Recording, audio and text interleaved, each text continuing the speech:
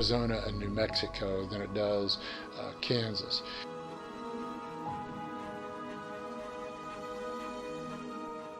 Clark County is kind of spectacular, partly because there's deep erosional features there, and so a steep-sided canyon.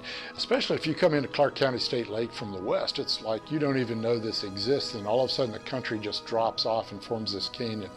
The other thing that's really spectacular in a geologic sense about Clark County State Lake is how many different units you can see in place in a small amount of area there. Some hills that are capped by Ogallala Formation not very far away, along with all these Permian rocks that are there, and I have to go back and check, but I think there are even some Cretaceous things that crop out there as well. So really within the space of almost sometimes a few hundred yards, you can see 200 million years worth of geologic history.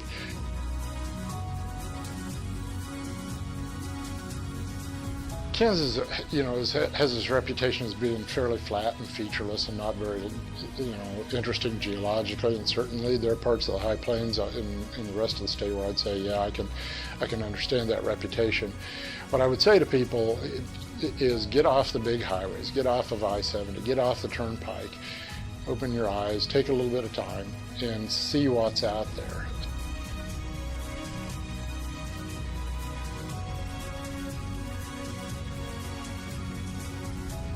The prairie is kind of an acquired taste.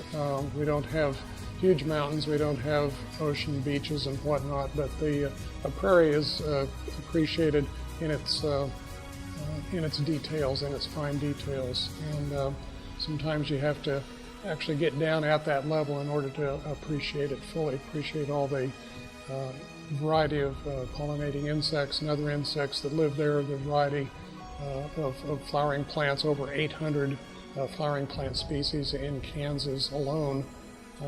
And most of those are prairie species, either tallgrass or shortgrass prairie species. Each one has figured out how to live here.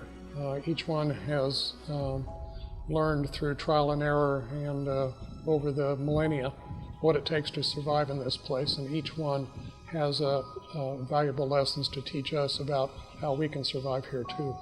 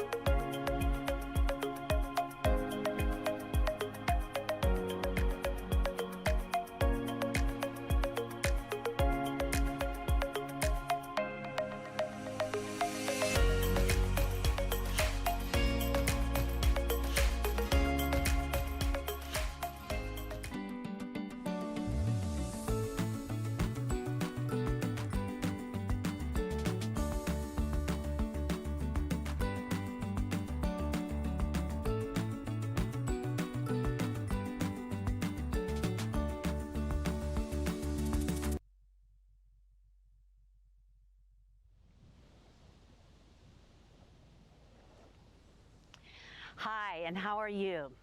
Today starts a program just for you from the Salina Media Connection. People from the Salina community are getting together for a program where they'll be telling stories, dancing, singing, all kinds of fun stuff. And because it is just for you, we're calling it the Kids Connection. It's going to be on every morning at 10 a.m. Monday through Friday. It's about arts, health, wellness, and education. Like I said, lots of fun stuff you'll want to see. Again, it's on Monday through Friday at 10 a.m. The Kids Connection, just for you. Come on, join in. I know you'll have fun.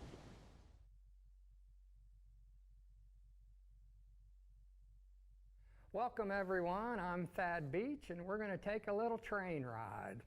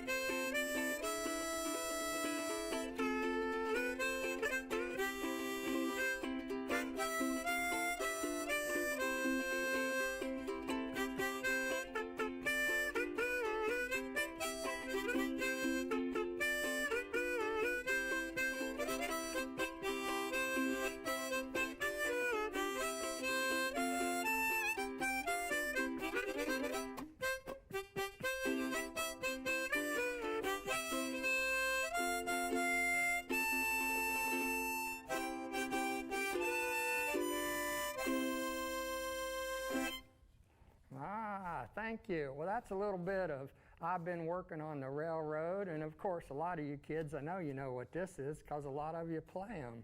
This is my ukulele. Some people call it ukulele. I call it a ukulele. That's what I grew up calling it. And of course this little thing right here is a harmonica. And I know a lot of you kids might have a harmonica around the house too. Mine's got the little letter C written on it.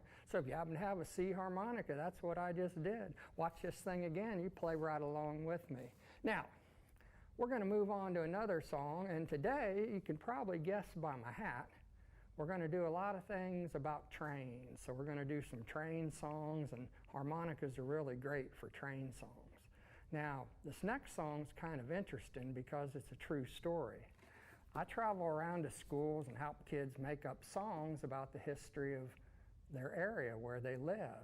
And I was out in western Kansas, and I met a man named Denny in a town called Scott City. And he told me a story about when he was a little kid. It was during World War II, and they had these trains that came through the town. And on these trains were all the soldiers traveling from across the country. Now they had to stop the trains every now and then to get some water and coal, but the soldiers couldn't get off. So the soldiers would always be there looking out the windows, and Denny started going around town collecting magazines, and he'd collect some batteries and other things you could get money for if you took them down to the recycling. Well, he'd take that money and buy candy. So when the soldiers came in, he'd give them some candy and give them magazines to read up through the windows. Well, some of the soldiers threw down pennies, nickels, and dimes, and he'd go get some more candy. And the next train came through, he'd do the same thing. I just thought that was a really great thing for a little kid to do to help everybody out. Now, I've got a part for you to sing along on this. It goes like this. Chugga, chugga, chugga, choo, choo. Let's give it a little try. Chugga, chugga, chugga, choo, choo. Chugga, chugga, chugga, choo, choo. Chugga, chugga, chugga, choo, choo. Troop trains ready to roll.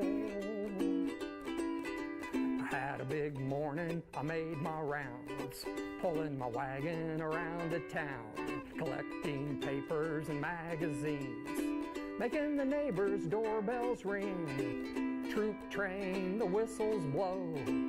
Stop for water and coal. Grab that wagon, here we go. Troop trains, ready to roll.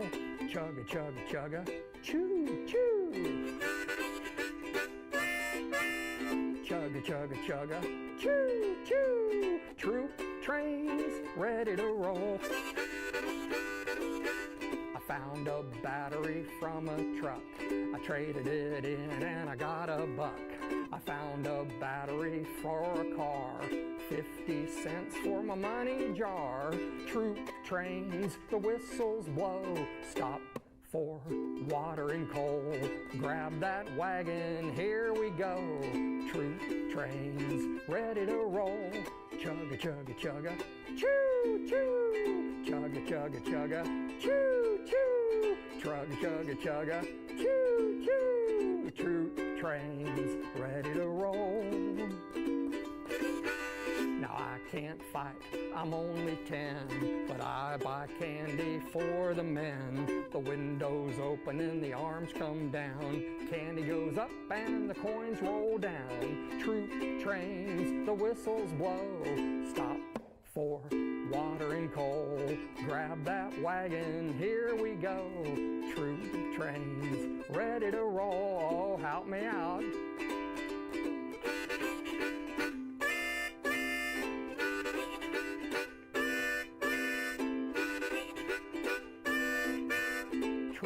Trains ready to roll.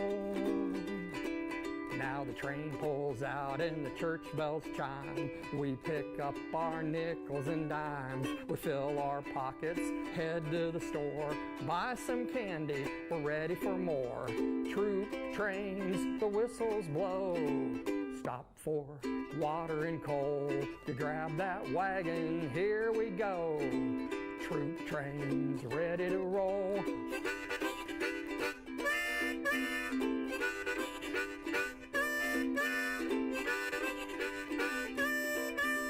Troop trains ready to roll.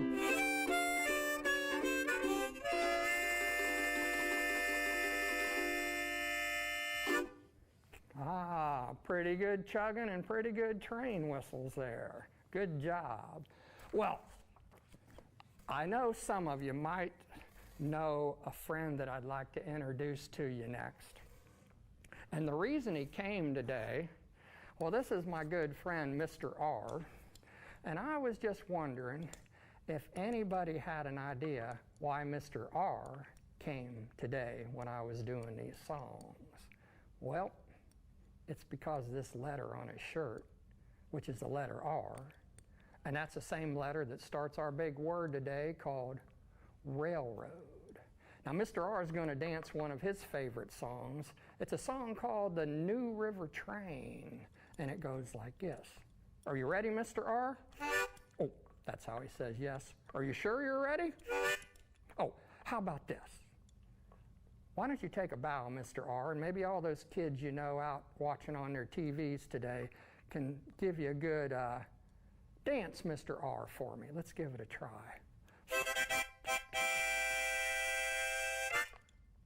He said you need to say it a little bit louder. One more time. Dance, Mr. R. He said that's better, but one last time. I think she'll have it. Oh, you got it.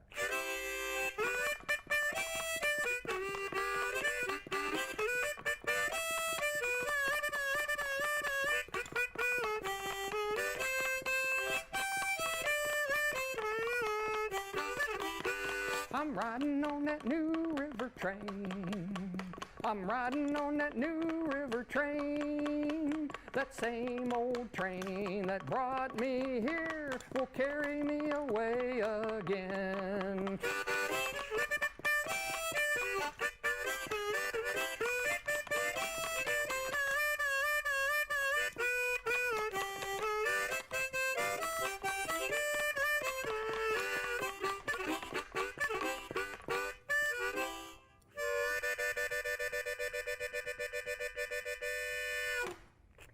Oh, nice job, Mr. R, nice job. Well, my good friend Mr. R is an old-time toy called a lumberjack, and he's a dancing man, so he's pretty talented. He's a dancer and he's a musician because when he taps his feet, he keeps a pretty good rhythm too. Well, Mr. R, I'm going to put you right there so you can catch your breath, and we're going to move on to another song here. Oh, and this one's going to be a lot of fun. It's going to be a lot of fun. Another place I went to and wrote some songs about railroads with kids was way out in western Nebraska. It's a little town called Alliance. And when I drove into Alliance the night I was getting into town, I was 20 or 25 miles away and I could see the bright lights shining. Now, I thought this was just kind of a little town, you know, maybe 10, 15,000 people. It wasn't that big of a town. I wondered why everything was so bright. Well, when I came into town, there was a gigantic railroad yard there where they took care of all the trains. And when you're in that town, trains are just coming and going all the time. There's a big giant coal mine out in Wyoming, and they've got these big train cars that just shoot through there all the time. And they're coming and going. They go off east and then they come back empty. And you're just always seeing trains. And most of the kids' parents, a lot of them, had jobs with the railroad. Now, as we listen to this song today, I'm going to want you to think about some of the different jobs you hear about. Then when the song's over, I'm going to maybe ask if you can remember some of them. Well, I'm going to switch out my harmonicas, put a little different one in there, and we are going to do a song called Watch Those Big Wheels Turn.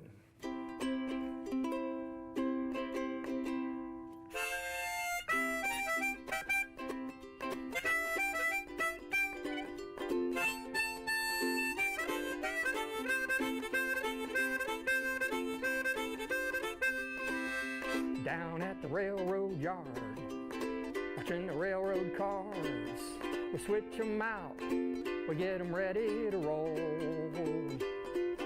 We sending them down the track, clickety, clickety, clack. 100 cars, 100 tons of coal. You hear the whistles, smell the diesel burn, feel the ground shaking, watch those big wheels turn.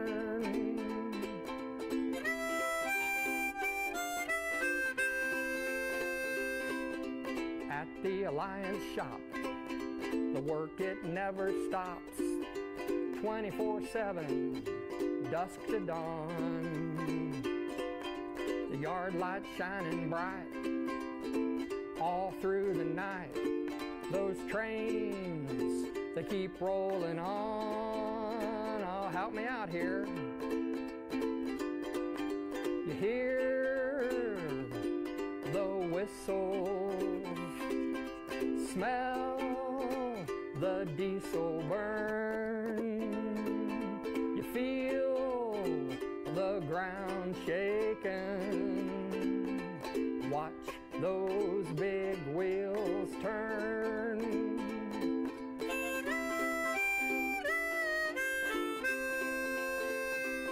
There's conductors and carmen. A track crew just came in, replacing rails, taking out old ties. There's a welder with his mask. He's busy at his task. He's making sparks fly. Here we go. Hear the whistles, smell the diesel burn, feel the ground shaking, watch those big wheels turn, watch those big wheels turn. My dad has to work tonight. He tucked me in real tight. While I'm asleep, Dad earns his pay. Orange reflector vest, he's out to do his best. Burlington, Northern Santa Fe. Oh, one more time. Hear the whistles,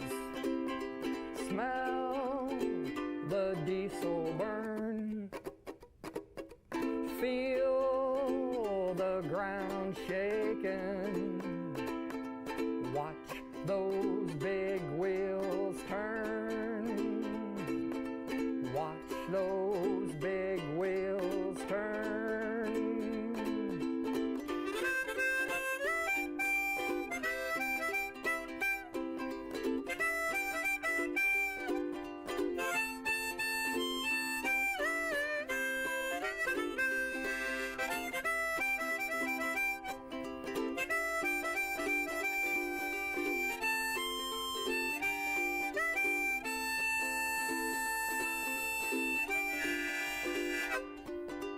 Hear the whistles,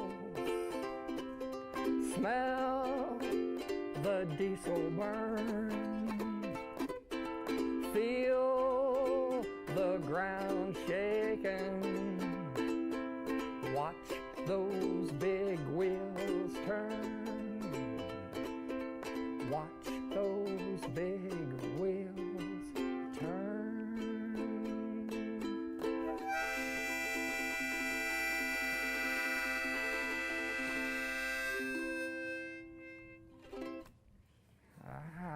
Thank you. Yeah, a lot of those kids had moms and dads that worked for the railroad. Let's see about it. There was 2 jobs started with C. One was conductor, but there was another one. Conductor's in-car man. And then there were some people that were on a crew, and they were taking out rail ties, and they were called the track crew. There was a guy wearing a mask that was making the sparks fly. Anybody remember what his job was? He had that big fiery torch, and he was called a welder. You got it. Maybe one of your parents is a welder or do some welding.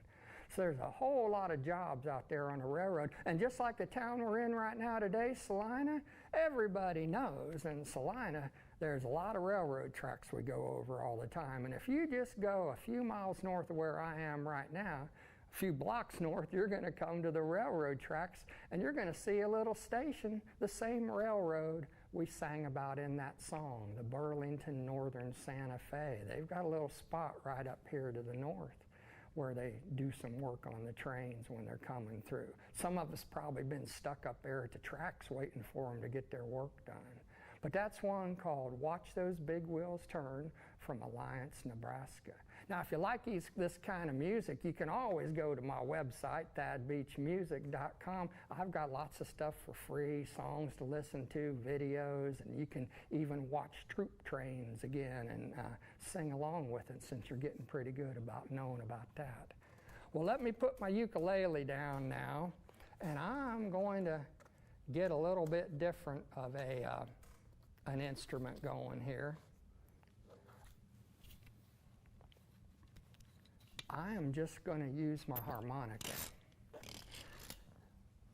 I'm going to take that one off my neck, and I'm just going to play a harmonica and do a little train song. Now, what we're going to do with that is, if any of you have harmonicas at home, you're going to want to know the most fun thing to do is go like this. And when you do your hand like that, you do your train whistle.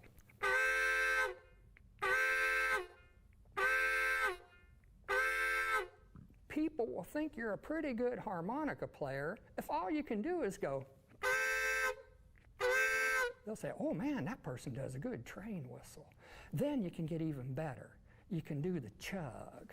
Now, I like to do it breathing in and breathing out a couple times each way. You get that little pattern going, and then when you go like this, you get your train whistle going.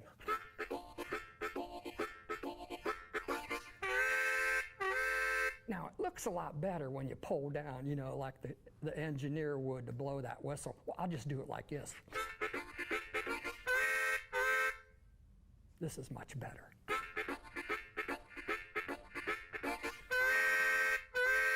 Don't you agree? I think so. Now, we're going to take a trip today. We're going to head west. We're all going to get on board. You don't have to buy a ticket. I got you all taken care for. You just come on board, sit down. Now, along the way, we're going to pass some different places where there's a lot of different sounds, and they're pretty fun sounds. Why, we're going to pass a fire station. We're going to pass, a daycare. where there's a bunch of babies. We're going to pass the dog pound where there's some barking dogs. Oh, we're going to pass a truck stop where there's some of them big 18-wheelers and big old semis, you know, that go down the road. And we're even going to pass a chicken farm. Now, after we get out of town, oh, we're going pretty far west. We're going to make it all the way to a big mountain. And you'll probably notice when we get up that mountain, it's a pretty hard job. And we might slow down. I hope we can make it over that mountain. And then we'll go down the other side and get to where we're stopping. Now, when we get done with our trip, I'd like you to try to remember if you can figure out which of my sounds represented some of the places that we drove by on our train. So, everybody hold up your ticket. Let's see. Oh, you got your ticket backwards over there. Oh, your ticket's upside down. When they come by to punch your ticket, be sure to just hold them up like this the right way. You won't be able to see. The person that's looking at it needs to see it. So everybody hold your tickets up there. You got your tickets? Looking good, looking good. All aboard.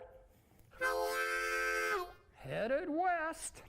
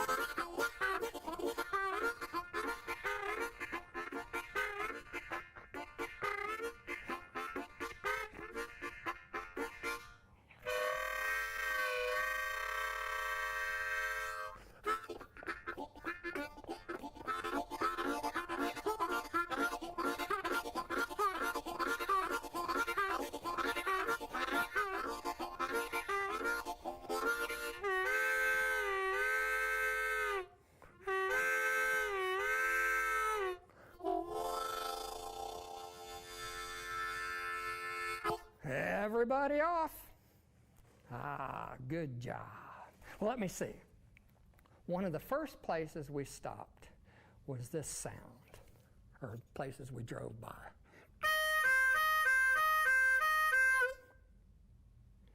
Yeah, fire station siren. Oh, how about this one?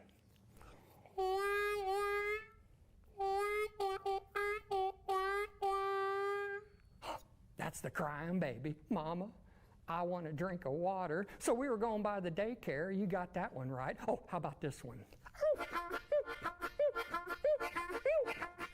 Even gave you a little clue. I threw the frisbee for the dog, you know. Oh, how about this one? Oh, that's it. That's the truck stop. You got it. That big old 18-wheeler. Oh, I might have left one out. I think I left one out.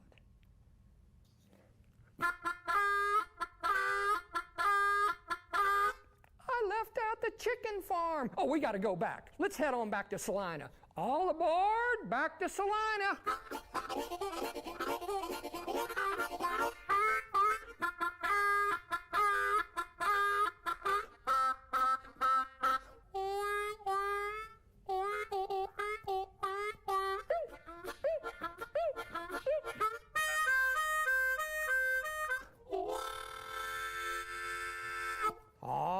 For Salina, Kansas. Ah, good job. Well, friends, we're moving along pretty good. I'm going to put my harmonica rack back on because I would like to play one final train song using my bucket bass. Now, my bucket bass here, some of you might know how to make one. This is an old wooden broom handle, and I drilled a couple holes in it, and you thread your string through there. You drill a hole in your bucket, and you put your string through. Then you have to tie a knot on the bottom so it doesn't come back out. Then you decorate it up however you feel. Today I felt like train stuff, so I got some of my little train logos on there. Oh boy. Yep, there's the Burlington Northern Santa Fe. There's Santa Fe, Union Pacific. That one came through Salina. But the next song we're going to do is about this one right here. It's a song called the Rock Island Line, and it's a lot of fun. It goes like this. Now I'm going to keep a good beat going with the bucket. And you can help sing along because it goes, the Rock Island Line.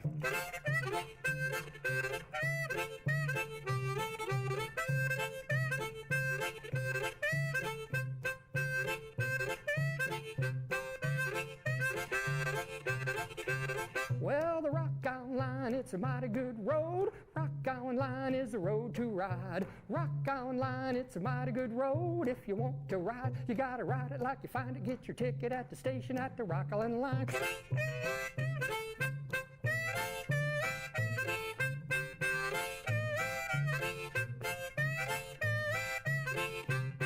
I said A, B, C, and X, Y, Z. Now the cat's in the cradle, but he can't see me. The Rock Island Line, it's a mighty good road. Rock Island Line, it's a road to ride. Rock Island Line, it's a mighty good road. If you want to ride, you gotta ride it like you find it. Get your ticket at the station at Rock Island Line.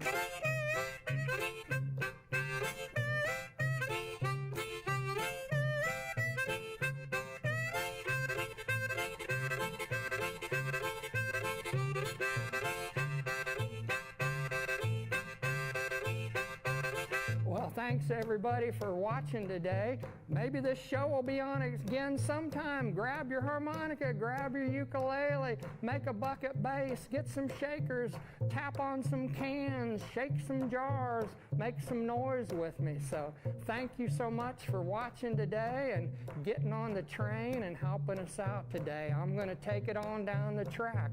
Here we go.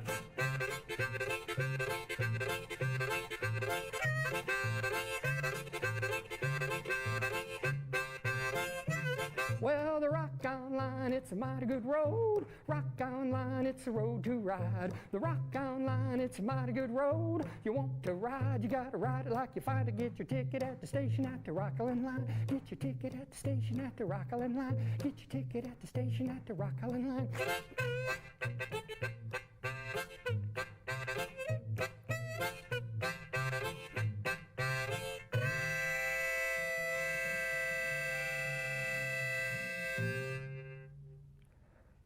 I'm Thad Beach. Thank you so much. Thad Beach Music, check it out. Thank you. See you again sometime.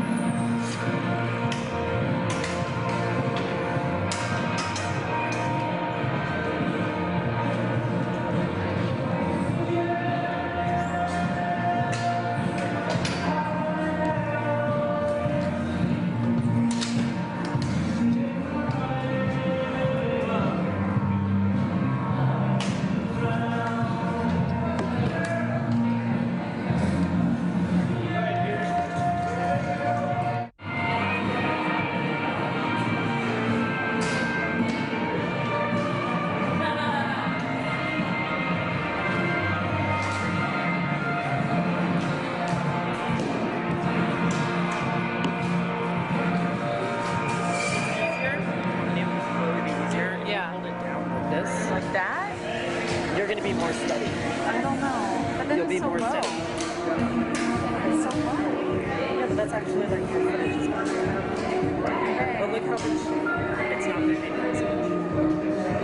But still. It's like you've done this before.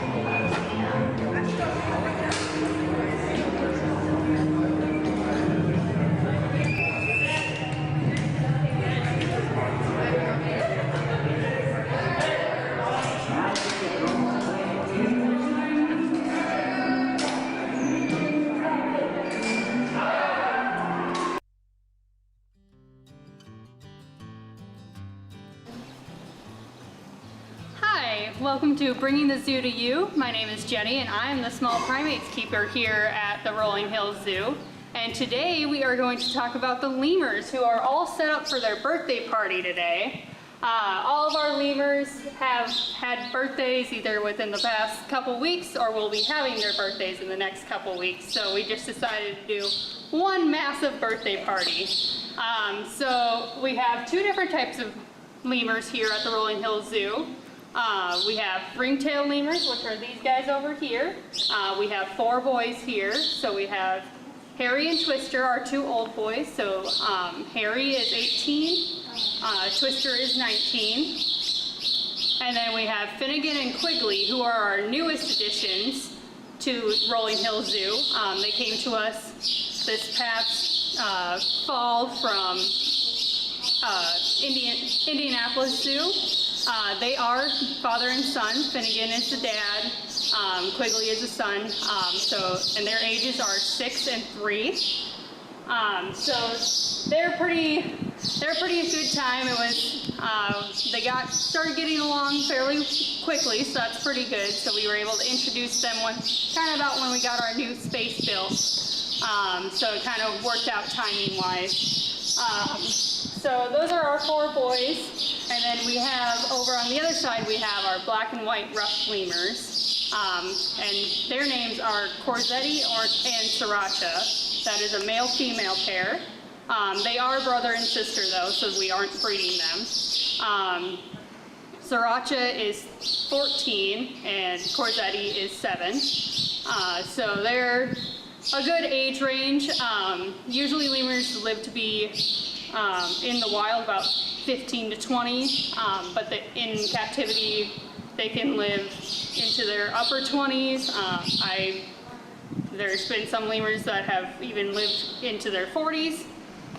So they can almost double their lifespan in captivity. So we might have some older lemurs, but really in captivity we're still expecting to have them for a while.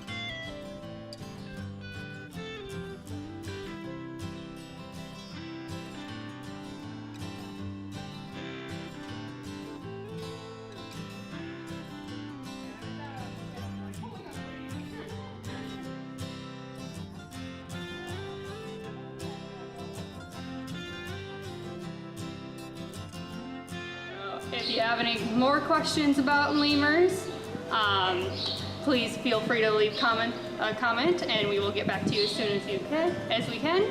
And we hope to see you next time on Bringing the Zoo to You.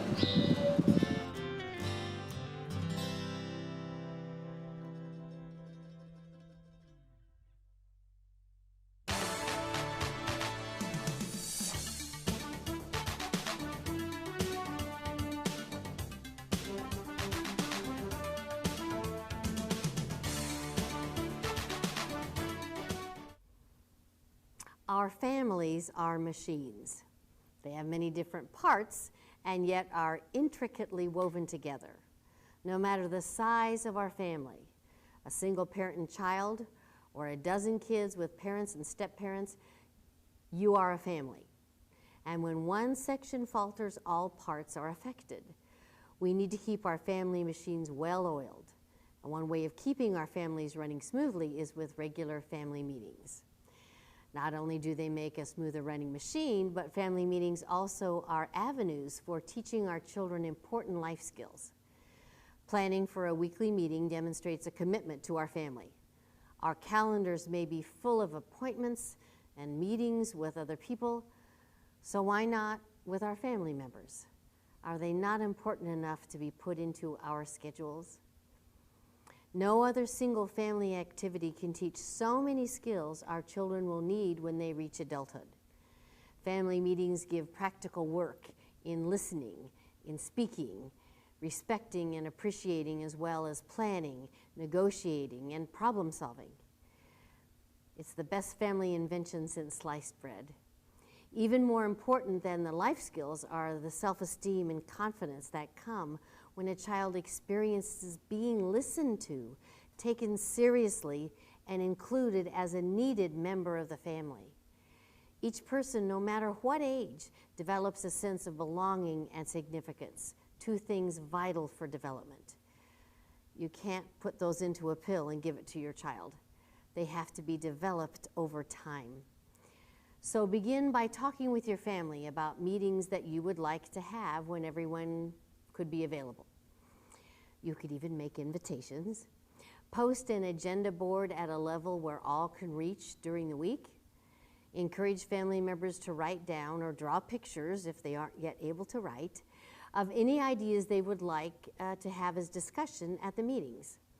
And when all are gathered, have one person be the leader or the chair, and one be the recorder of that meeting. Rotate these jobs weekly so that all will have a chance to hold each position. This is a powerful first step in demonstrating that mom or dad do not run these meetings. All voices will be equal, and the youngest will be in charge of the meeting as often as the oldest. Do not fret that you are turning your house over to a 5-year-old. That youngster will be running a meeting, not running everyone's lives. Children will live on the level we ask them to.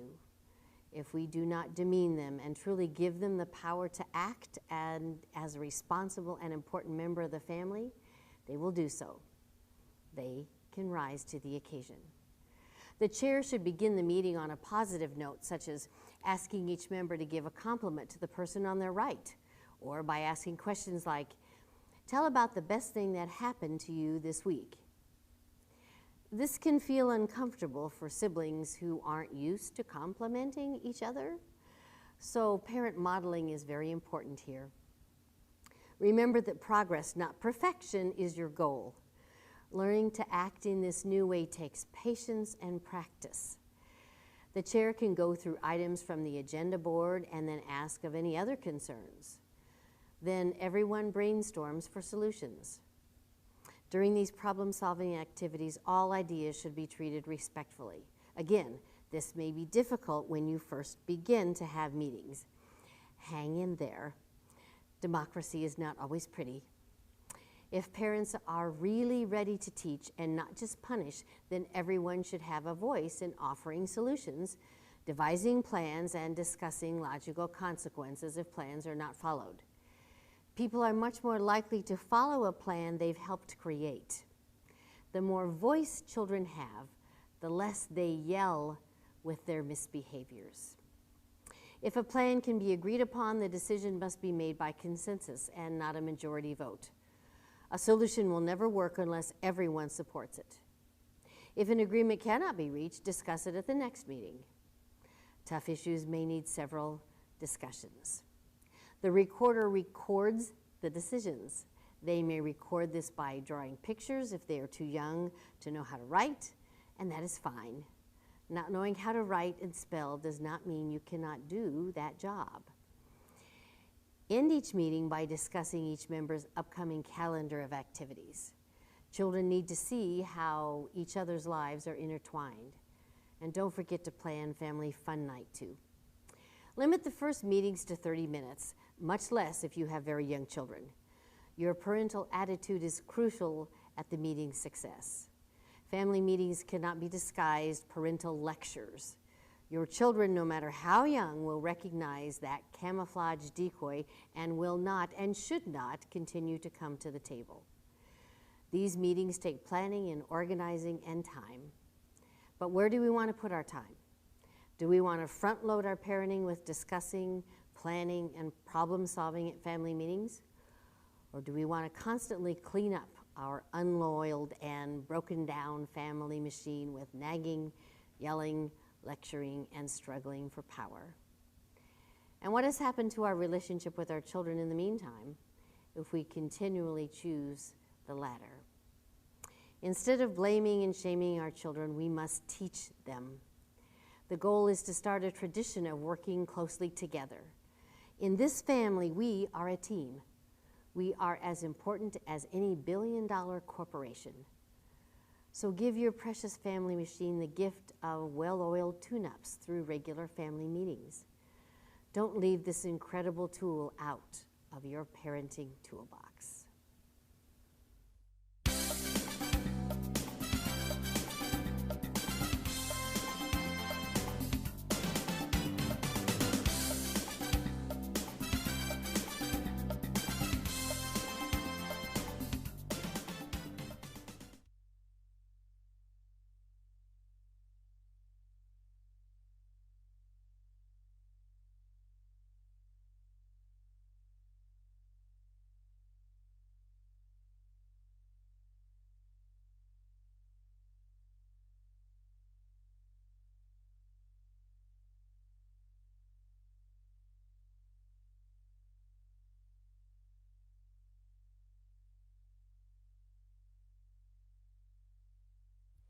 Hello there, we are the Wheelers, and my name is Ashley. I've got Roslyn with me and Fiona, and we're going to show you kids some fun things to do.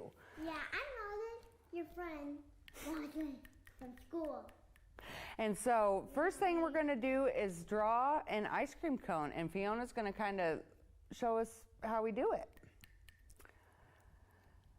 Okay, so we are going to be making an ice cream cone for today. And we're going to do fruit roll-ups. I'm going to be showing you how to make an ice cream, so follow along. So first, we are going to make a big V.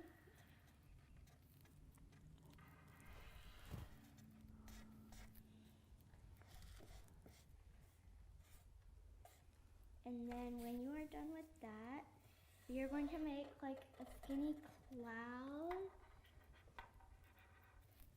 starting like this and that, like that.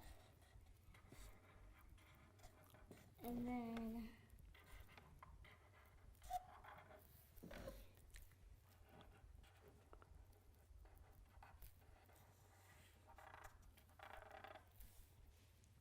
when you're done with that, we are going to make like a half of a head or like a half of a circle, and then do it like that. And then we're going to do a double dip. So we are going to make another cloud, like a half of a cloud this time, because the top of it is covering it. So once you have that finished, which it shouldn't take you long, you're going to make one more circle, and then you're going to look at your page, see if you like it. But if you want, you can make some differences if you want real quick. So now we're going to make some whipped cream on the top. So you're going to, it's a little hard. So you're going to want to make like a curve down and a curve sliding. And then you're going to want to make a littler curve there like that. Oh, that's cool chocolate. And then you can make a circle for the cherry. And then we're gonna make a stem going halfway up like that. And then once you have that finished, we are going to make the sprinkles. So let's start making the sprinkles. If you want, you can use a pencil, but I decided to use a Sharpie. So you can decide how many sprinkles you want. You can make like drops or skinny circles. You can make how big you want or how small you want. And then once you have that, we're gonna make a hand holding it. So we're gonna go up like that. And then just go up. And then do like a slide down. And then once you have that, I'm going to make some lines like that for the fingers. And once you have that, if you want, you can make some sprinkles up top there. I forgot to do that. And then you're basically done, but if you want, you can make the lines there. But I'm not going to. And then if you want, you can color, but we're not going to color it right now because we might not have enough time. So here's the ice cream cone. And it looks like it's ready to color. And speaking of coloring, we'd like to let you know that you should know the girls' daddy and my husband, Chase Wheeler, owner of True Love Tattoo, right in the heart of downtown Salina. He's going to have these coloring books available. And we just had a lot of pictures that we wanted to color for you. But and we'll keep it posted on Facebook and on their website. What's that? Just when those are available, but it's just got a lot of nice pictures for our kids to color. So just wanted to let you know that these will be available soon.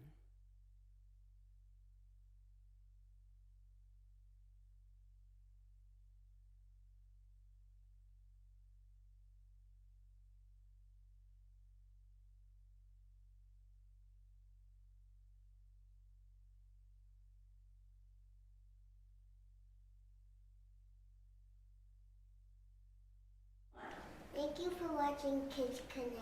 Make sure to watch it next time.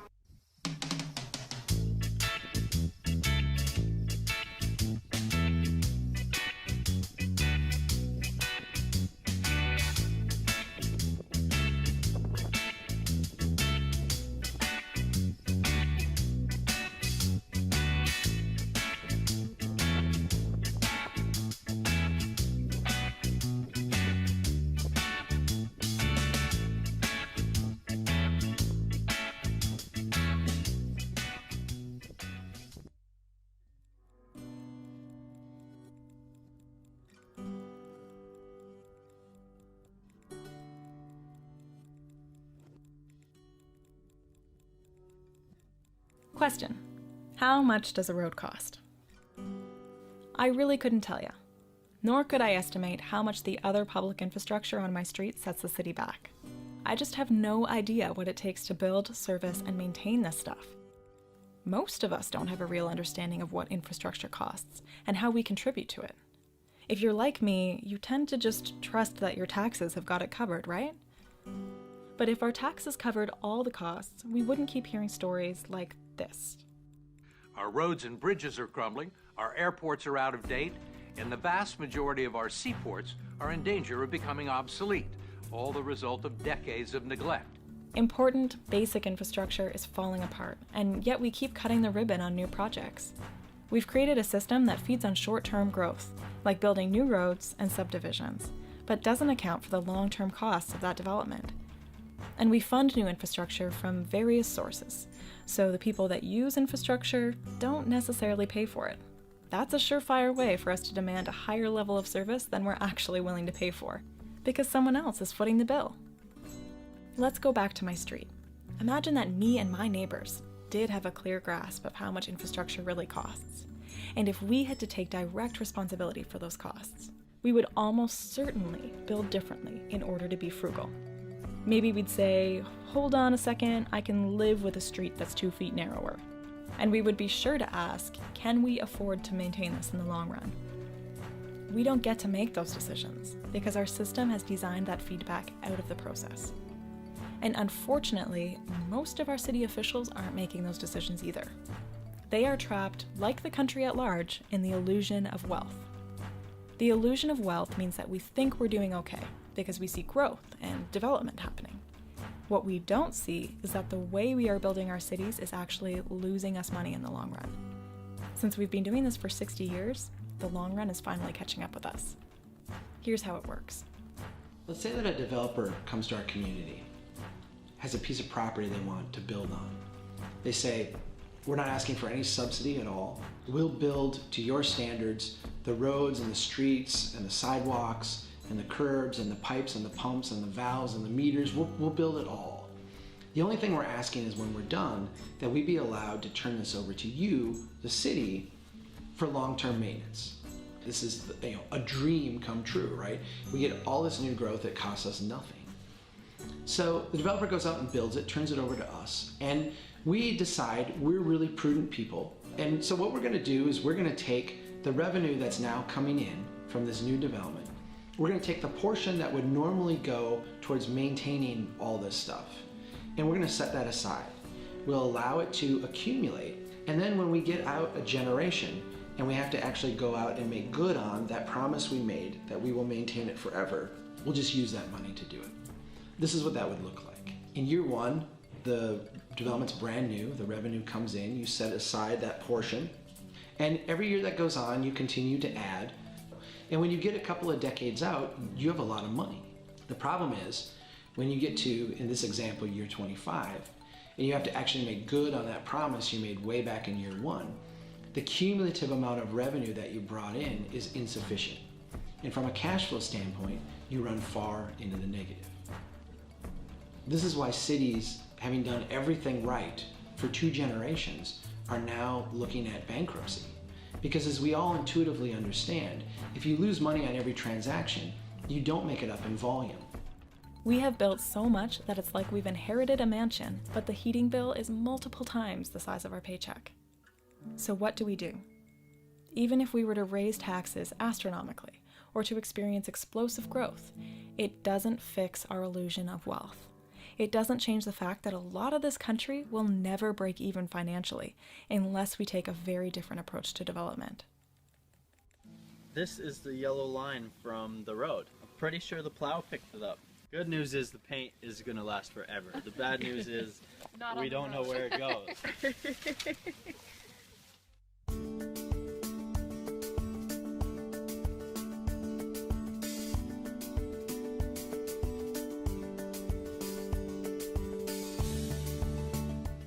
I'm Rachel Hein-Constantino, and you're watching City View. Today on the show, I have Dustin Hers,